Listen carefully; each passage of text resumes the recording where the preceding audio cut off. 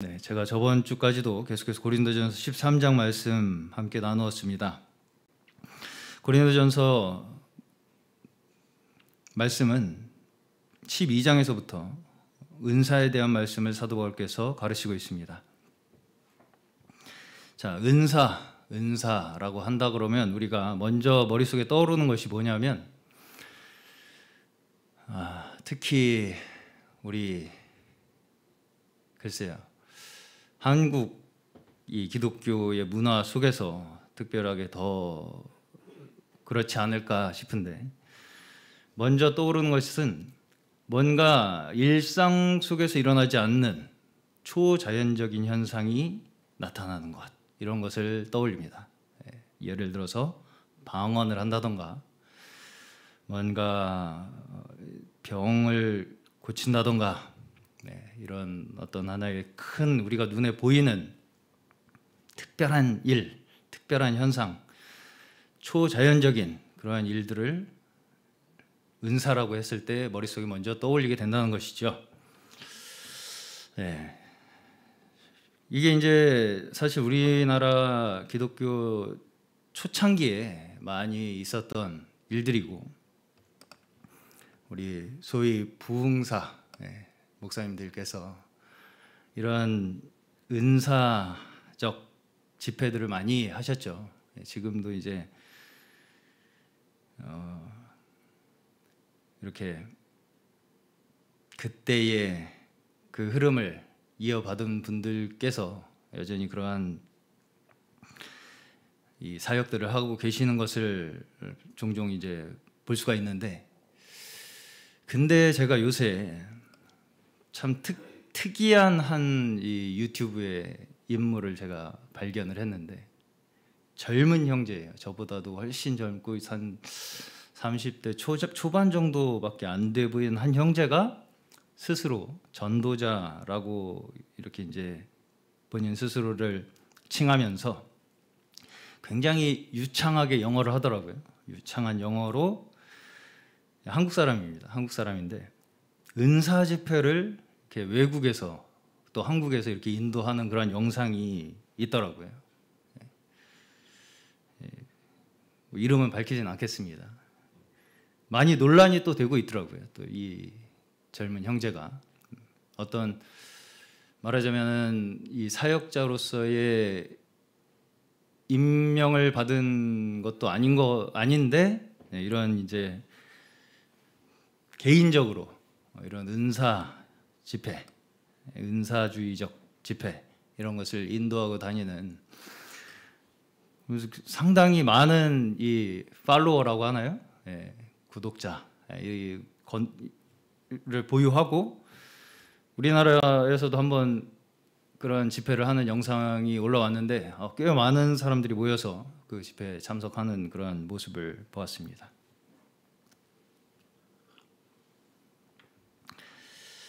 자, 주로 이제 이 은사주의 집회에서 나타나는 것이 뭐냐면 들어보셨을지 모르겠지만 임파테이션이라는 게 있습니다. 임파테이션.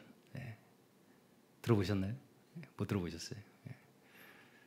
주로 이제 어떤 걸로 우리가 잘 알고 있냐면 머리에 손을 대는 순간 뒤로 팍 나가 떨어지는 어떤 그런 것들. 그런 게 이제 임파테이션이라고 하는 게 뭐냐면 이 사람이 가지고 있는 은사를 이 사람에게 나눠준다.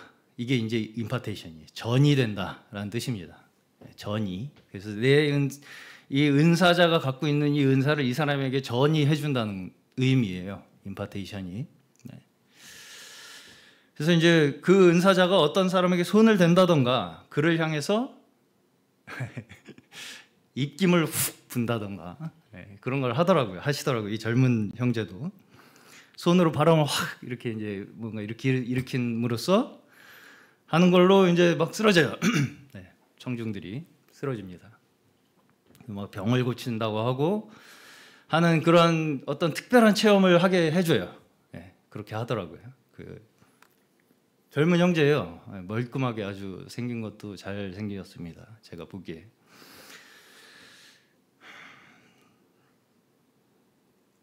그러면서 이제 성령의 능력을 경험하도록 해준다. 이런 것이죠. 주로 이렇게 하는 것들이. 남미에 가서 그렇게 많이들 하시더라고요. 남미에도 그런 게 이제 많이들 좋아하시나 봐요. 아프리카도 좋아하시잖아요, 그런 거. 그런 은사주의 집회.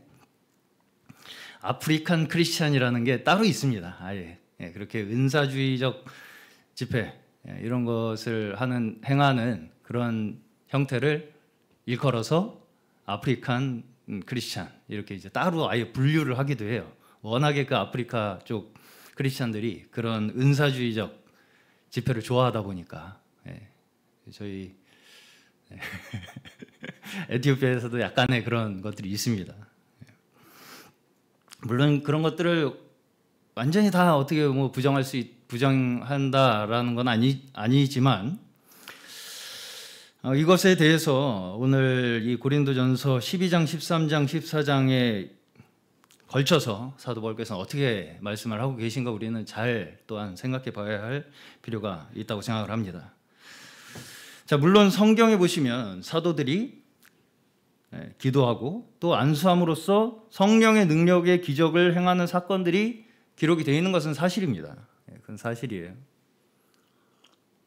주로 이러한 분들이 그런 성경에 나온 그런 이제 기적들, 특히 사도들이 행한 기적들을 보면서 우리도 그렇게 할 수 있다라는 것을 가지고 이제 근거로 그런 은사 집회를 하고는 합니다. 자, 근데 다 좋은데 그럼에도 불구하고 여기서 말씀하고 있는 은사, 특별히 고린도서 12장, 13장, 14장에 걸쳐서 말씀하시고 있는 이 은사라는 것을 단순히 우리 눈에 어떤 보이는 기적적인 현상으로만 이해하려고 하는 것은 오늘 고린도전서 13장의 말씀에 의하면 무엇과 같다고 말씀하시냐면 어린아이와 같은 것이다. 이렇게 말씀을 하시는 거예요. 자, 고린도전서 12장 1절을 다시 한번 보시면 은사의 주제를 꺼내면서 사도 바울께서는 신령한 것에 대한 고린도 교회 성도들의 이해가 아직은 부족하다 이렇게 말씀을 하면서 시작을 해요. 신령한 것에 대한 고린도 교회 성도들의 이해가 부족하다. 너희가 신령한 것을 알지 못하기를 원치 않는다. 이렇게 말씀을 하면서 시작을 하시죠. 자, 그러면서 은사의 범위, 은사라는 것이 어디까지 포함되는 것인가? 이것에 대해서 그저 우리가 눈에 보이는 기적적인 현상들에만 그 은사라는 것이 국한되어 있는 거예요. 이렇게 거기에만 이렇게 갇혀 있는 것이 아니라는 것을 강조하고 있는 것입니다. 12장에서는 사도 바울께서는 방언이나 병 고치는 능력이나 귀신을 쫓아낸다거나 하는 정말 우리가 눈에 보기에 신기한 능력만을 이야기하는 것이 아니라 남들보다 심지어 무엇까지도 우리가 이제 이러한 눈에 보이는 은사의 범위에 들어갈 수가 있냐면 남들보다 조금 더 뛰어난 어떤 능력을 가진 사람들, 이런 사람들조차 여기에 포함되고 있어요. 예를 들면 사도와 선지자나 교사와 같은 사람들은 다른 사람들보다 조금 더 엄청 신기한 능력을 가진 건 아니잖아요. 그럼에도 불구하고 뭔가 조금 더 가르칠 수 있고 조금 더 뭔가를 알고 있고 뭔가 조금 더 다른 사람들보다 말을 잘한다던가 하는 이런 능력까지도 사실은 눈에 보이는 특별한 것을 우리가 쫓을 가능성이 있다. 이것을 이야기하는 거예요. 심지어 외적으로 보기에 뭔가 조금 더 남들보다 경건해 보이고 뭔가 좀 더 거룩해 보인다 하는 그런 특징들까지도 어떤 면에서는 사람들의 눈에 특별하게 보일 수 있다는 것입니다. 그리고 사람들은 그런 것에 쫓아가기가 쉽다는 거예요. 그리고 그런 것을 사모하게 되기가 쉽다는 것입니다. 그리고 우리가 얼마나 겉으로 나타나는 이렇게 특별한 어떤 것, 남들과 다른 어떤 특별한 것들, 특별히 눈에 겉으로 보이는 그러한 것들에 휩쓸리기가 쉬운가를 말씀하고 있는 거예요. 12장에서는.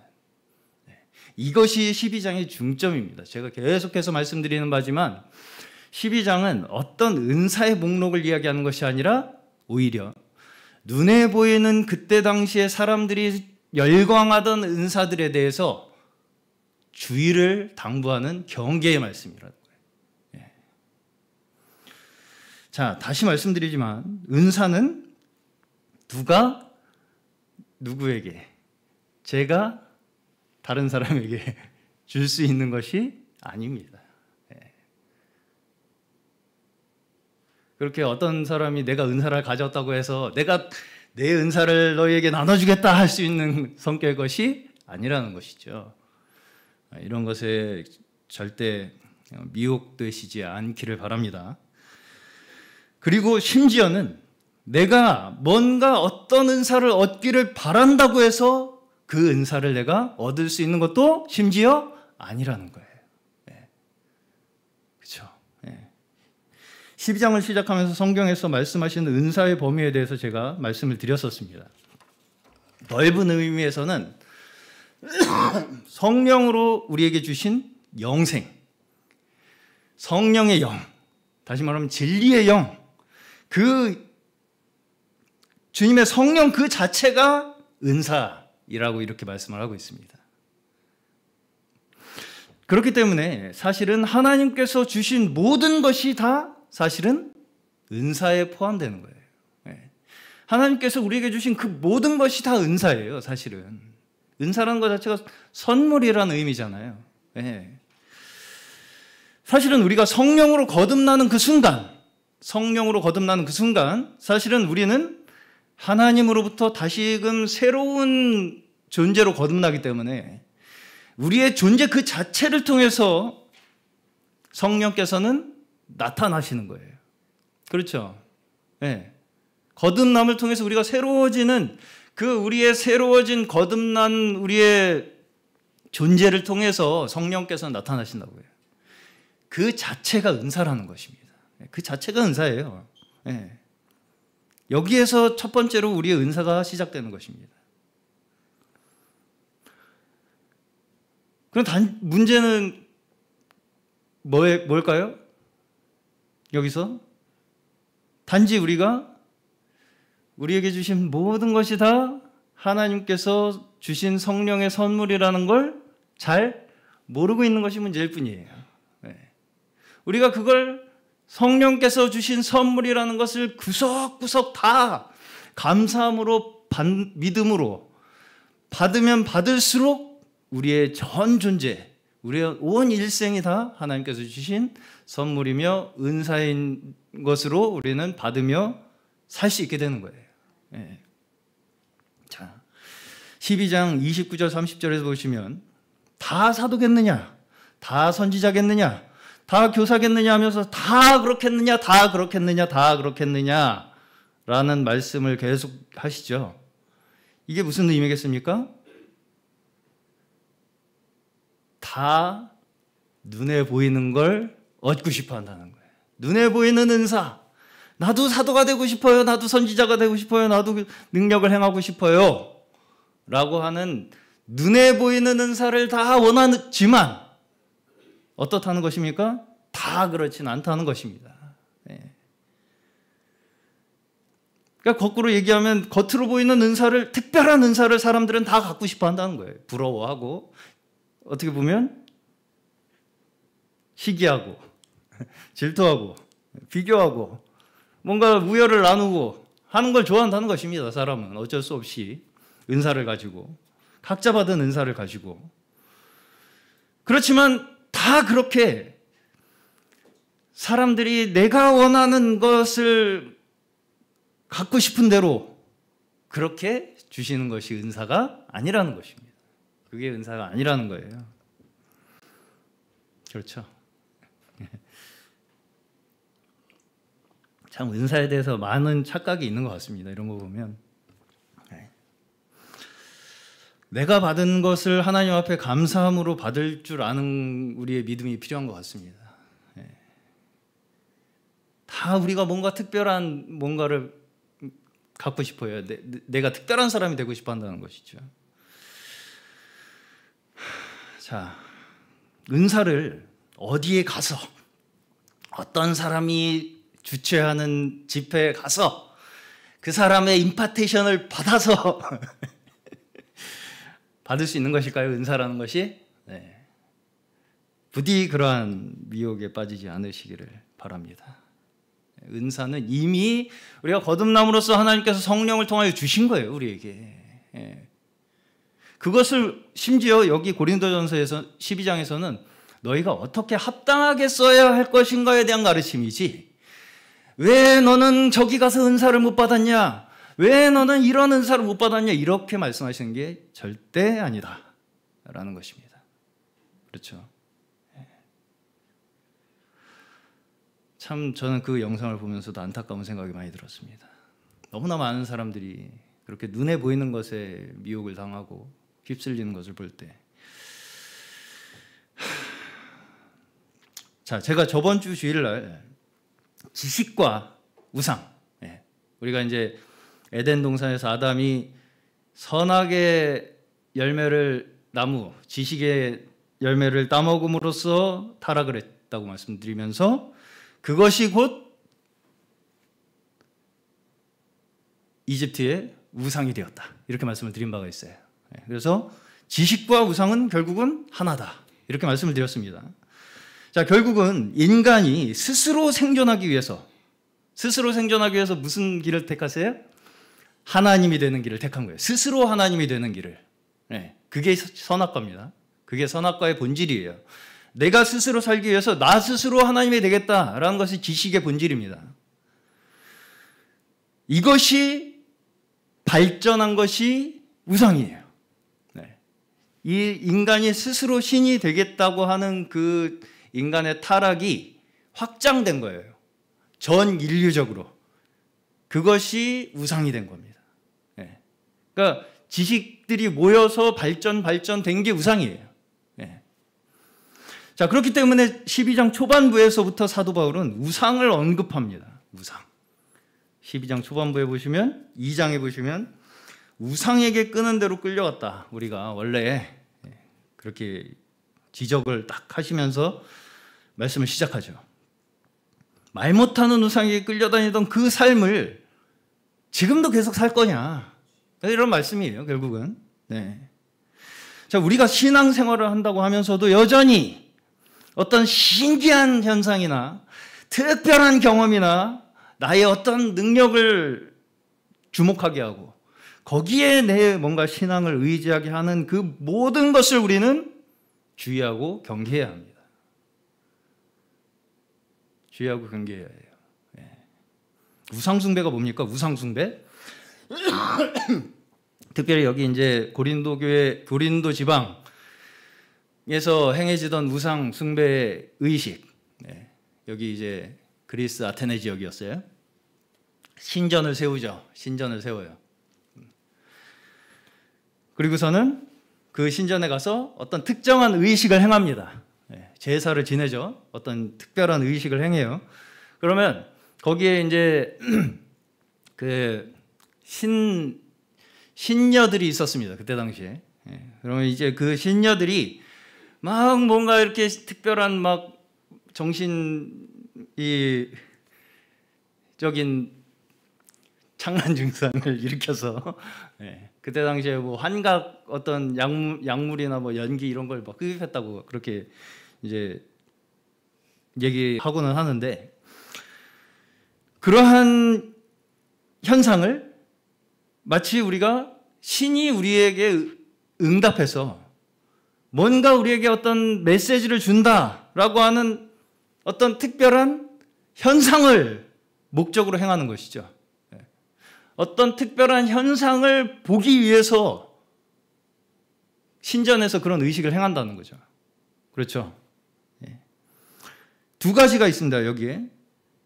반드시 어떤 특별한 우리가 신의 응답을 불러일으킬 의식을 행해야 돼요. 의식이 있어요. 우리가 어떤 신의 응답을 불러일으키는 의식을 함으로써 특별한 현상이 일어납니다. 이것이 이제 결합됨으로써 신에 접촉을 했다. 이렇게 이제 믿는 것이죠.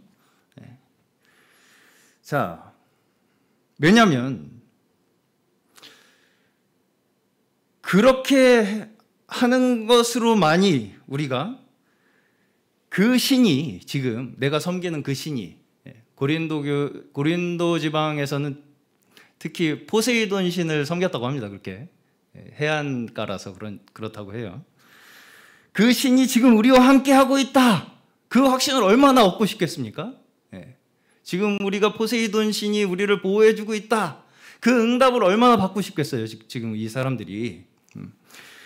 그 확신을 얻기 위해서 열심히 의식을 행하고 어떤 현상이 일어날 때까지 하는 것입니다. 그렇죠. 그러면 그 어떤 현상이, 특별한 현상이 딱 일어나면, 아, 포세이돈 신이 우리를 이제 보호하시기로 이렇게 우리와 함께 하시는구나.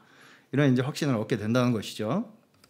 자, 이 우상숭배, 이 신전에서의 행하는 이 모든 의식과 이 모든 현상을 목적으로 하는 이 모든 행위들, 이것이 사실상 성경에서 말씀하는 율법주의자들, 그리고 지금 우리가 볼 수 있는 지식주의자들, 다시 말해서 심지어는 우리가 성경대로 이렇게 저렇게 잘하면 우리가 교회가 될 거야 라고 생각하는 신앙조차, 우리가 이렇게 어떻게 하면, 성경대로 우리끼리 이렇게 잘하면 우리가 교회를 만들 수 있을 거야 라고 하는 이러한 신앙조차 아프리카나 아마존에서 원주민들이 모닥불 피워놓고 하는 토속 종교와 원칙상 같은 것이다라는 거예요. 원칙상 같은 것이다. 왜? 내가 뭔가 치성을 들여서 어떻게 하면 신이 나에게 응답해 줄 거라고 하는 그 원리에 있어서는 다 똑같기 때문입니다. 신전의 의식을 행하는 것이나, 내가 어떻게 하면 어떻게 될 것이라는 것이나, 원주민들이 모닥불 피워놓고서 사람을 거기다 갖다 태워가지고 어떻게 하는 거나 다 똑같다는 거예요. 자, 이 지식과 우상이라는 함정은 단지 기적을, 어떤 특별한 기적을, 그런 은사를 추구하는 단체나 지도자에게만 있는 것이 아니에요. 성경을 아주 자세히 속속들이 풀어서 해석하는 재주를 가지고 있는 사람들, 그래서 자기를 의지하게 만드는 사람들, 특별한 어떤 사람을 통하지 않으면 이 시대의 하나님 뜻이 이루어지지 않을 거라고 생각하는 사상들, 어떤 사람을 통하지 않으면 이 시대의 하나님의 뜻은 이루어지지 않아요. 그 사람을 통하지 않으면. 그런 가르침들, 특정 단체와 어떤 특별한 지도자, 어떤 특별한 사상 교사, 그 사람만이 어떤 특별한 능력을 갖고 있다, 은사를 갖고 있다라고 믿게 만드는 모든 교묘한 거짓된 가르침들, 이 모든 것이 사실은 지식의 열매의 결과인 우상숭배의 범위 내에 있다는 것입니다. 우상숭배예요. 다. 어떤 특정 단체와 특정 지도자, 그것을 통해서만이 하나님을 만날 수 있고 하나님의 역사를 이룰 수 있다라고 주장하는 그 자체가 은사주의라는 것이죠. 그 사람의 은사에 의지하고 치중하는 것이다라는 거예요. 사람들은 이렇게 뭔가 특별한 어떤 것을 따르기를 좋아해요. 눈에 보이는 확실한 뭔가. 왜 그럴까요? 그래야 나도 특별해지니까. 그래야 나도 특별해지니까예요. 결국은 그 사람을 위한 게 아니에요. 그 특별한 누군가를 위한 게 아닙니다. 결국은 거기에는 다 그걸 통해서 나도 특별해지고 싶어서예요. 다 나 자신을 위한 것이 그 안에 들어있다는 것입니다. 그리고 그런 은사를 사모해요. 내가 사모하는 그 사람의 그 은사를 나도 갖기를 사모합니다. 그 사람의 은사가 나에게 임파테이션 되기를 바라요. 그래서 어떻게든 이렇게 자기의 은사를 자기 자신을 위한 것으로 사용하는 자, 내가 받은 은사, 그리고 혹은 심지어 내가 얻기를 원하는 그 은사를 나 자신을 위한 것으로 사용하려고 하는 그런 사람은 결국은 예수를 저주하는 자와 같다는 거예요. 그걸 3절에서 이야기하죠. 12장.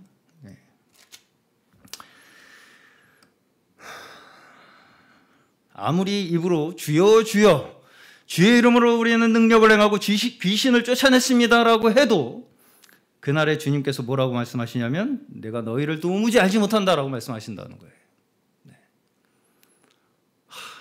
이 세상에 얼마나 입으로 주여 주여 하면서 자신의 능력을 자랑하고 자신의 능력으로 뭔가를 행하는 사람들이 너무나 많은 것을 우리가 보게 됩니다. 자신을 의지하게 만들고 자신을 중심으로 뭔가를 하려고 하는 그러한 사람들. 이러한 사람들을 주님께서는 도무지 알지 못한다라고 말씀하신다는 거예요. 지금 이러한 이제 고린도 교회 성도들에게 사도는 더 큰 은사를 사모하라고 말씀합니다. 더 큰 은사를 사모하라. 다시 말씀드리면 지금 너희가 사모하는 은사들, 눈에 보이는 너희들이 막 그렇게 되고 싶고 그렇게 막 보고 싶은 그 은사, 확인하고 싶은 그 은사는 결국 뭐라는 것입니까? 부수적인 은사라는 거예요. 부수적인. 더 큰 은사가 있다는 거죠. 그 나머지는 다 부수적이다 이거예요. 다시 말해서 우리가 각자 받은 은사의 궁극적인 목적이 어디를 향하고 있다는 것입니까? 사랑을 향하고 있다는 것이죠. 우리 각자에게 은사를 주신 것은 한마디로 사랑이 무엇인지 드러내기 위한 도구라는 거예요. 그죠? 나 자신을 자랑하기 위한 것이 아니라 나 한 사람에게 주신 그 한 사람 한 사람의 은사가 다 뭘 나타내야 하냐면 사랑을 증거해야 한다는 것이죠. 자, 사랑이 무엇입니까?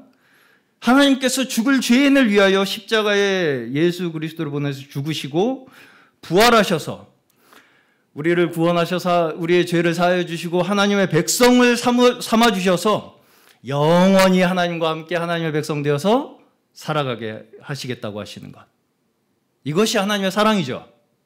이것보다 더 큰 사랑이 이 세상에 없습니다. 우리는 이것을 영원히 기념하며 살아가는 자들이에요. 이 사랑을. 이것을 증거하고 나타내며 살아가야 하는 자들이고요.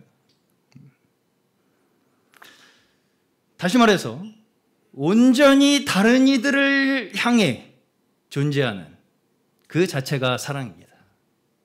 그렇죠? 하나님이 그런 분이세요. 온전히 우리를 향해서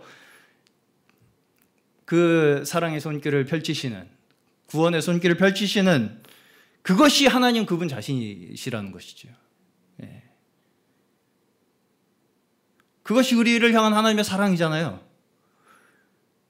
그 하나님의 사랑을 설명하기 위한 것이 은사라는 거예요. 우리에게 각자에게 주신 은사가 사랑을, 하나님의 사랑을 설명하기 위해서 우리에게 주셨다는 것입니다. 자, 성경에서는 하나님을 설명해야 할 때, 하나님께서는 모세에게는 타지 않는 그 불로 나타나시잖아요. 모세에게는. 그렇게 하나님을 설명해야 할 때 하나님께서 특별하게 나타나실 때가 있어요. 성경에서 보시면. 자, 왜 이런 일이 일어날까요? 잘 생각해 보시면 우리가 지식으로 하나님을 이해할 수 없을 때 이런 일이 일어나요. 우리가 하나님을 우리의 생각으로 따라갈 수 없을 때 하나님께서는 그렇게 특별한 일을 우리에게 일으키신다고요. 그래서 하나님을 우리에게 보여주세요. 네. 자, 그러면 왜 지금은 성경에서 같이 내 앞에서는 왜 그 가시떨기에서 불로 안 나타나시는가, 하나님께서. 제가 이것에 대해서는 14장으로 넘어가면서 조금 더 자세히 말씀을 드리려고 합니다. 자, 간단히 말씀드리자면 이미 그러한 사건은 성경에서 모세에게 나타나심으로써 우리에게 증거가 됐기 때문이에요. 네. 이미 그러한 모든 사건이 기록된 성경 말씀이 우리에게는 있습니다. 그렇죠? 말씀이 없었어요, 모세 때는. 우리가 이런 놀라운 말씀이 없었다고요, 이 성경책이. 예, 사도 때조차도 없었죠. 예. 그렇기 때문에 사도 시대에도 그렇게 기적적인 사건들이 일어났었던 거예요. 하나님 자신을 우리에게 증거해서 보여주시기 위해서. 예.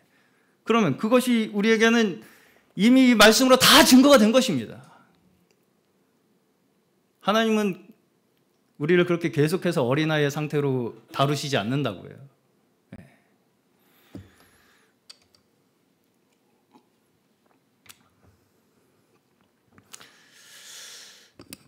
하나님께서는 근본적으로 초자연적인 사건들로만 우리를 인도하고자 하시는 분이 아니에요.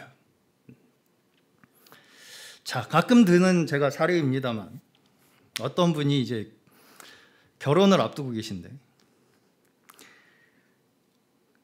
어떤 이제 정해진 배우자가 있었어요. 그 배우자와 결혼해야 할 것인가 말아야 할 것인가를 정하는 데 있어서 눈을 감고 성경을 펼쳐서 눈을 감고 손가락을 짚은 그 구절이 지금 자기에게 하나님께서 하시는 말씀이다. 그렇게 이제 믿고 그렇게 해서 이제 무슨 구절이 나왔는지 기억은 안 나는데 결국 결혼을 했다가 얼마 못 가서 취소되게 된 웃지 못할 사건이 있습니다. 자, 성경에서 하나님께서 우리를 이끄시고자 하는 궁극적인 방향이 무엇일까요? 말씀입니다. 하나님께서 우리를 이끄시고자 하는 방향은 우리를 하나님의 말씀으로 이끌고자 하시는 거예요. 하나님의 말씀을 우리에게 믿게 하시고자 한다는 거예요. 천지를 말씀으로 만드신 하나님의 그 창조의 질서 안으로 우리를 이끄시기 원하는 것이 하나님의 인도하심이에요. 구약에서 특별히 창세기에서 하나님께서 자신을 이 사람들에게 드러내시기 위해 사용하시는 기적적인 현상들 있잖아요. 이러한 현상들도 결국은 무엇을 드러내기 위한 것입니까? 하나님의 말씀을 드러내기 위한 거예요. 그렇잖아요. 하나님의 말씀을 드러내기 위해서 그러한 사건들을 그러니까 뒤로 가면 갈수록 앞에는 사건 위주로 기록이 되고요. 뒤에는 다 그것에 대한 설명을 하고 있어요. 설명이 훨씬 깁니다. 그렇죠? 왜? 그것을 우리가 어떻게 믿어야 할 것인가가 더 중요하기 때문에. 그렇죠? 계속 앞에 그것만 계속 그냥 바래요, 사람은. 근데 그렇죠? 왜 나한테는 가시떨기에 불로 안 나타나시는 거야? 이것만 기다린다고요, 사람들은. 결코 그 현상 자체에 우리를 머물게 하기 위한 것이 아니라는 것을 우리는 성경을 통해서 볼 수가 있습니다. 신약 성경도 마찬가지예요. 신약 성경에도 앞에서는 그런 사건들이 많이 일어나지만 결국 뒤에 서신서에서는 다 무엇입니까? 그 사건에 대한 설명입니다. 우리가 그 사건을 어떻게 믿어야 할 것인가에 대한 설명이라고요. 그게 훨씬 길죠? 그렇죠?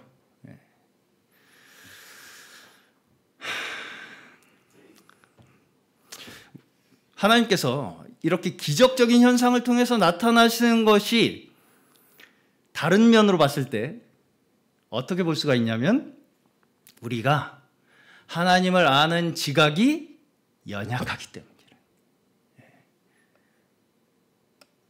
자, 우리가 어렸을 때 아이들을 교육하는 것도 비슷하죠. 아이들이 우리가 생각하기엔 아무것도 아닌 일을 가지고 고생을 할 때 어른이 부모가 나타나서 한 번에 탁 해결을 해주면 아이들 입장에서는 어떻습니까? 기적이죠. 기적입니다. 슈퍼맨이죠, 아빠가. 네. 우리 아빠는 못하는 게 없어. 이게 이제 근데 이제 그렇게 해주면서 어떤 부모가 너는 이것도 못하냐? 난 이렇게 잘해. 이러면서 해주는 부모는 없죠. 네. 그렇죠. 네. 그 아이가 특히 그렇게 어떤 상황 때문에 고생하고 있을 때 그 아이를 사랑하는 마음으로 해결을 해주는 것입니다. 그렇죠. 네. 그것이 정상적인 부모의 심정이죠. 근데 이제 아이들은 어떻습니까? 어디 가서 별것도 아닌데 사실 우리 아빠가 제일 힘세 이 세상에서 이런 걸 자랑을 하잖아요. 또 네. 우리 아빠는 이것도 잘하고 저것도 잘하고 우리 아빠가 최고야. 우리 아빠가 제일 짱세 이런 걸 이제 자랑합니다. 네. 그렇지만 부모는 어떻습니까? 나의 파워를 보여주기 위해서 도와줍니까? 너 이 가서 자랑해. 내가 이렇게 도와줬으니. 그렇지 않죠. 절대 그렇지 않죠. 그저 자녀를 사랑하기 때문에 어떤 상황에 개입을 하는 것뿐입니다. 그렇죠? 어려운 상황에 도와주는 것뿐이에요. 그리고 이제 그렇게 도와주는 어떻게 보면 근본적인 목적이 무엇이겠습니까? 내 자녀가 그렇게 부모로부터 받은 사랑을 가지고 앞으로 다른 사람에게 똑같이 이렇게 베풀면서 살아가기를 바라는 네. 그런 마음속에 사랑의 자양분이 쌓이기를 바라는 그 마음으로 아이를 양육하는 것이 정상적인 부모의 심정일 것입니다. 그렇죠? 그렇겠죠? 네. 어떤 일을 잘하고 못하고의 문제가 아닙니다. 그렇잖아요. 우리가 아이들을 볼 때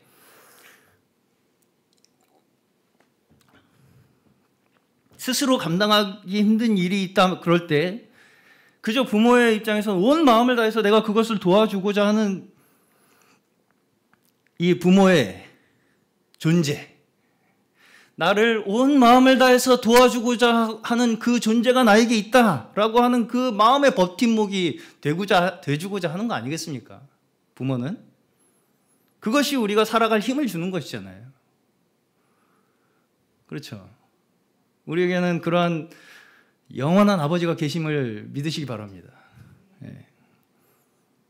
우리 아버지께서는 우리의 스스로 감당하기 힘든 그 모든 일을 온 힘을 다해서 도와주고자 하시는 분이시라는 거예요. 자, 어떤 면에서 그러다 보니까 우리가 그렇다고 했을 때 우리 눈에 보이는 어떤 굉장히 신기하고 기적적인 현상이 많이 일어난다는 것은 그만큼 무엇이라는 얘기예요? 아직 할 줄 아는 게 많이 없다는 얘기인 거예요. 내가. 네. 그만큼 내가 말씀을 믿는 신앙에 있어서는 아직 연약하다는 것을 이야기하는 것일 수가 있는 것입니다. 네.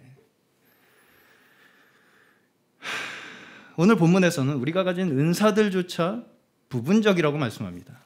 어렸을 때의 일이 있고 장성한 후의 일이 있다. 이렇게 말씀을 하죠. 네. 우리는 누구도 나는 온전하다, 나는 온전히 안다 라고 말할 수 없다는 것입니다. 내 말은 온전한 증거이고 온전한 예언이라고 말할 수 있는 사람이 없다는 것입니다. 이 세상에 사도 바울도 스스로 그렇게 얘기하지 않죠. 이 시대에 그 누구보다 내 말이 가장 정확하다, 이런 스스로의 확신이 사실은 가장 위험합니다. 네. 그렇죠? 그렇겠죠. 이렇게 스스로의 은사에 대해서 스스로 크게 생각하고 스스로 확신하는 사람일수록 뭔가 어때요? 명확하게 내가 판단을 할 수 있다고 생각을 해요. 그래서 40일 금식 기도를 하고 나면 사랑이 많아져야 하는데 이상하게 교회가 뭐가 잘못됐는지 더 정확하게 알고 내려와요. 우리 교회 왜 사랑이 없는지를 나는 명확하게 알게 됐어요. 이제 40일 금식 기도를 하고 나니까. 왜 우리 교회가 이렇게 부흥하지 못하는지를 이제 명확하게 난 깨닫고 내려와요. 40일 금식 기도를 하고 나서. 그런 일들이 비일비재하게 일어난다는 것입니다. 성도들이 기도를 안 해서 목사가 문제야 라고 하는 이런 판단력만 좋아지는 것이 은사의 목적이 아니라는 것입니다. 그렇죠.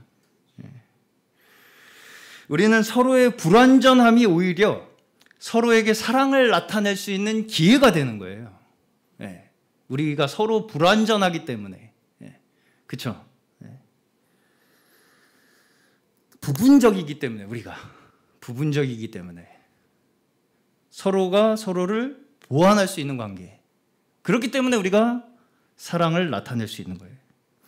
다시 말해서 은사라는 것은 사랑을 나타내기 위한 보조수단에 불과하다는 것입니다. 예언도 폐하고 방언도 그치고 지식도 폐하되 사랑은 떨어지지 않습니다 라고 말씀하시죠. 사랑이라는 것을, 온전한 것을 나타내기 위해서, 사랑이라고 하는 온전한 것, 사랑이 온전한 거예요. 우리가 궁극적으로 나타내야 할 것은 사랑이에요. 그것을 나타내기 위해서 우리가 은사라는 것으로 각자가 희미하게나마 나타나고 있는 것이라는 거예요. 그러나 온전한 것이 올 때는 부분적인 것들이 다 폐하여질 것이다, 이렇게 말씀하시는 거죠. 그럼 지금의 모습은 어떻습니까? 각자 자기 단체의 우월성을 자랑하고 어떤 인물의 특별함을 내세워서 목이 뻣뻣해지는 것을 보게 됩니다. 이렇게 신령한 것을 잘못 사모하게 되면 오히려 자기를 자랑하게 되고, 자기들이 정해놓은 어떤 수준에 도달하지 못한 사람들에 대해서 비교하고 열등하게 여기고 하는 이러한 일들을 행하게 된다는 것입니다. 신령한 것을 잘못 사모하게 되면. 방언을 한다 못한다로 은사를 받았다 못 받았다를 판단하고, 임파테이션을 받았느냐 못 받았느냐로 성령이 넌 성령을 받았느냐 못 받았느냐를 판단하고, 어떤 특정한 지도자의 교리를 깨달았다 못 깨달았다라고 하는 것으로 너는 이상을 보지 못했다라고 하는 말이나 다 같은 수준에서 벌어진 일이라는 거예요. 그렇죠? 그렇죠?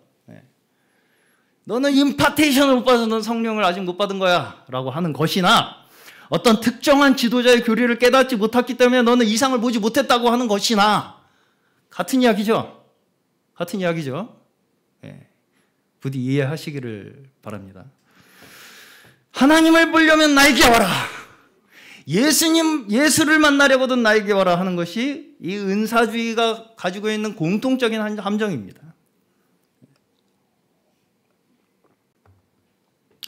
그렇죠? 우리가 지금은 거울로 보는 것과 같다 이렇게 말씀합니다. 그 당시에 거울이 얼마나 맑고 깨끗했는지는 모르겠지만, 어쨌든 여기서 사도 바울께서 말을 하고자 하는 것은, 우리가 보는 것은 반사되고 있는 것을 보고 있다는 얘기예요. 그렇죠?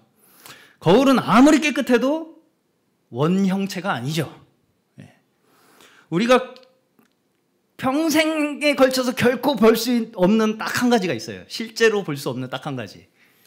그것이 바로 자신의 얼굴입니다. 그렇죠? 물론 거울로는 얼마든지 우리가 볼 수 있지만, 거울이라는 보조수단이 없이는 우리가 내 얼굴을 직접 볼 수는 없어요. 다른 사람이 나를 보는 것과 같이. 그래서 이제 저는 거울을 보면서도 진짜 다른 사람이 나를 볼 때 이렇게 보일까? 이런 의심이 들 때가 많아요. 그런 의심들 하시죠? 저만 하는 거 아니죠? 그래서 어떤 거울은 좀 이제 날씬해 보이는 거울도 있고 그런 거울이 좋죠, 지연자매님. 어떤 거울은 좀 넓적하게 놓아놓은 거울도 있고, 거울마다 굉장히 편차가 커요. 또 그것도 왜곡도 심하고, 싼 거울은 되게 이상하게 나옵니다. 비싼 거울일수록 왜곡률이 적더라고요, 제가 보기에. 그리고 이제 거울이라는 것은 비춰지는 그 크기, 거울의 그 크기만큼만 볼 수 있어요. 자, 어쨌든 우리가 지금 보는 것은 온전한 주님의 사랑과 그 능력을 거울과 같이 비추고 있는 우리 각자의 부분적인 모습들을 통해서만 우리는 알 수 있다는 거예요. 그렇죠? 여기서 우리가 잘못해서 나의 은사나 혹은 누군가의 특별한 은사가 온전한 것처럼 생각하면 오히려 그 사람은 원래 은사가 가지고 있어야 할 사랑을 나타내는 기능은 상실하게 되는 거예요.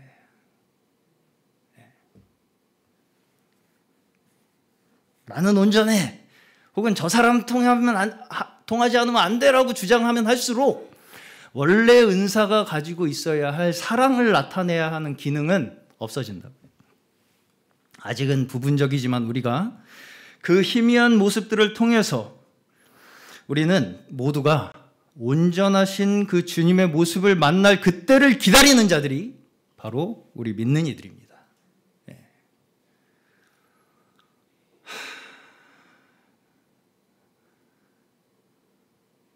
그러한 모습이 더 아름답게 느껴지지 않으신가요? 우리의 각자의 그 희미한 모습들을 통해서 온전한 주님의 모습을 사모하는 우리 각자의 모습들.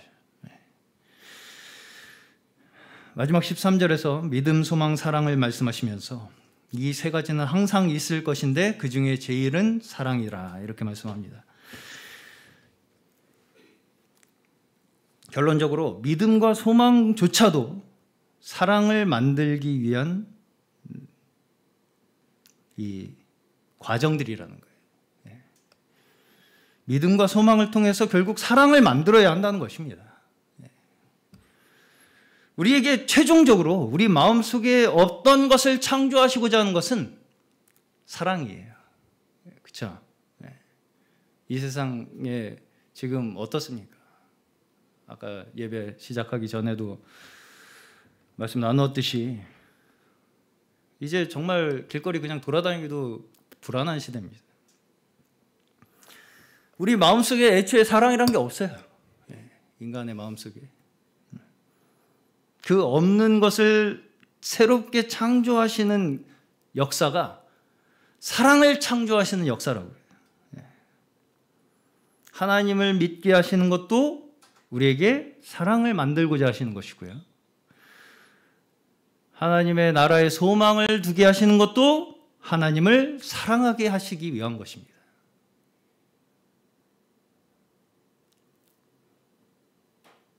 그렇죠? 오늘 13장을 저희가 마치면서 이 13장, 고린도전서 13장, 우리가 사랑장이라고 부르는 이 말씀이 우리의 신앙의 나침판이 되시기를 바랍니다. 가장 좋은 길을 알려주겠다 이렇게 말씀하시잖아요. 가장 좋은 길을 찾아갈 수 있는 나침판이 뭡니까? 사랑이라는 것이죠. 내 마음속에 사랑이 지금 창조되고 있는가? 그것이 나의 마음속에 채워지고 있는가가 내가 지금 가장 좋은 길로 가고 있는가를 알 수 있는 나침판이라는 거예요.